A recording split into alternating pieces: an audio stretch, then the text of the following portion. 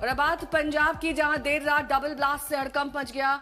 पहला धमाका जलंधर में बीएसएफ हेडक्वार्टर्स के बाहर हुआ, जहां गेट के पास खड़ी स्कूटी में तेज धमाका हुआ, जिसके बाद पूरे इलाके में हड़कंप देखा गया। अब धमाके का सीसीटीवी फुटेज सामने आया है। फुटेज से साफ अंदाजा लगाया जा सकता है कि धमाका बहुत जोरदार था, जिसके बाद स्कूटी के परखच्चे उड़ गए। उसके जो चिथड़े थे इधर उधर वो बिखरते हुए दिखाई दिए। उसमें आग की लपटों में पूरा घिरा दिखाई दिया। पुलिस ने स्कूटी के डिलीवरी बॉय को हिरासत में लेकर पूछताछ शुरू कर दी है। वहीं दूसरा धमाका आपको बता दें, अमृतसर के खासा आर्मी कैंट के पास हुआ है, जहां नकाबपोश बाइक सवारों ने आर्मी कैंट की दीवार पर ग्रेनेड फेंका। पंजाब में एक ही रात में दो अलग अलग जगहों पर हुए धमाकों ने सुरक्षा एजेंसियों को अलर्ट मोड पर डाल दिया है। बहुत बड़ी खबर है और चिंताजनक खबर है। पंजाब डबल ब्लास्ट को लेकर सूत्रों के हवाले से बड़ी खबर मिल रही है। पंजाब में जलंधर में, अमृतसर में ये धमाके हुए हैं और अब सूत्रों के हवाले से बड़ी खबर है। इन्वेस्टिगेशन इस मामले की शुरू हो गई है। स्कूटी चालक को तो पकड़ लिया गया, उसे पूछताछ की जा रही है। इन धमाकों के पीछे खालिस्तान लिबरेशन आर्मी का हाथ बताया जा रहा है। हालांकि इंटेलिजेंस इनपुट्स भी इन धमाकों को लेकर थे, लेकिन यहां पर इंटेलिजेंस फेलियर साफ तौर पर देखा जा सकता है। पंजाब डबल ब्लास्ट को लेकर आपको बता दें, जलंधर और अमृतसर धमाकों पीछे खालिस्तान लिबरेशन आर्मी के हाथ होने का शक। पाकिस्तानी खुफिया एजेंसी आईएसआई के समर्थित ग्रुप है खालिस्तान लिबरेशन आर्मी, इसके द्वारा हमला किया गया है। साथ ही इन हमलों के पीछे पाकिस्तानी गैंगस्टर शहजाद भट्टी के होने का भी शक है। खालिस्तानी ग्रुप के साथ पाकिस्तानी गैंगस्टर मिलकर काम करते हैं।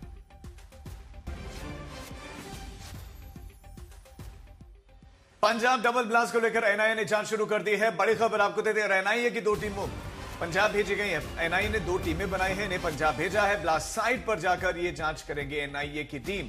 पंजाब के जलंधर में बीएसएफ हेडक्वार्टर और अमृतसर के आर्मी कैंट के पास में धमाका हुआ है और उसके बाद अब एनआईए इस मामले की इन्वेस्टिगेशन करने वाली है।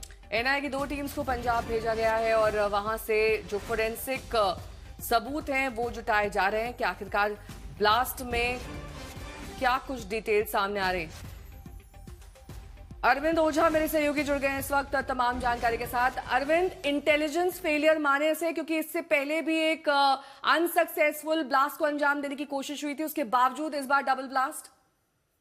बिल्कुल। और देखिए, बीते 1 सालों की अगर बात की जाए तो पंजाब में इस तरह से लगातार चाहे वो संवेदनशील इलाके हैं उनको निशाना बनाया जा रहा है, जो पुलिस स्टेशन है उनको निशाना बनाया जा रहा है, और इन सब के पीछे जो पाकिस्तान की खुफिया एजेंसी आईएसआई है वो इसमें शामिल है, और विदेशों में बैठे खालिस्तानी गैंगस्टर, खालिस्तानी आतंकियों का सहारा ली जा रही है। एक जानकारी आपको बता दूं, ये जो जलंधर में ब्लास्ट की जो खबर सामने आई है उसमें शुरुआत में ये जरूर आया था कि स्कूटी में ब्लास्ट हुआ, लेकिन हमारे जो सूत्र है वो बता रहे हैं कि ब्लास्ट दरअसल स्कूटी में नहीं हुआ है।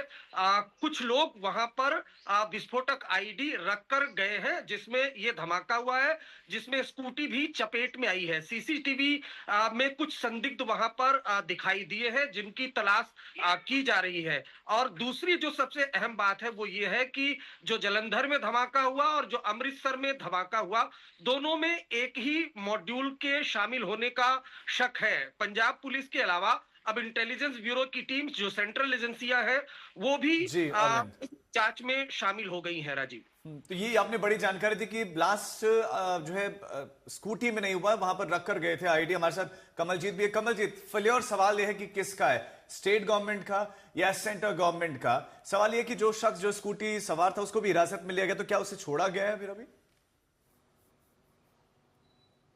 देखिए, पिछले 10 दिन में 3 धमाके हुए हैं। अगर हम एक बात करें, जो शंभू बॉर्डर पे खासतौर पे जो नाका है और खासतौर पे रेल ट्रैक है, वहाँ पे जो बम लगाने गया था वो खुद ही उसी चपेट में आ गया, मारा गया। और उसके बाद एक बड़ा खुलासा हुआ कि कैसे आरपीजी और आईडी और बाकी चीज़ें बरामद की है। उसके बाद से लगातार हमने देखा है कि 48 घंटे पहले, जो कि ऑपरेशन सिंदूर की पहली एनिवर्सरी है, उससे पहले जलंधर में बीएसएफ हेडक्वार्टर्स के बाहर इस तरह का धमाका होना। और आपको ये भी बता दें कि सेंट्रल एजेंसीज की तरफ से पहले से ही एक सूचना थी कि आईएसआई मॉड्यूल इस तरह का हमला कर सकती हैं, और उसी वजह से एक अलर्ट सुबह ही जारी कर दिया गया था कल, और शाम को हमने देखा है किस तरह से धमाका हुआ।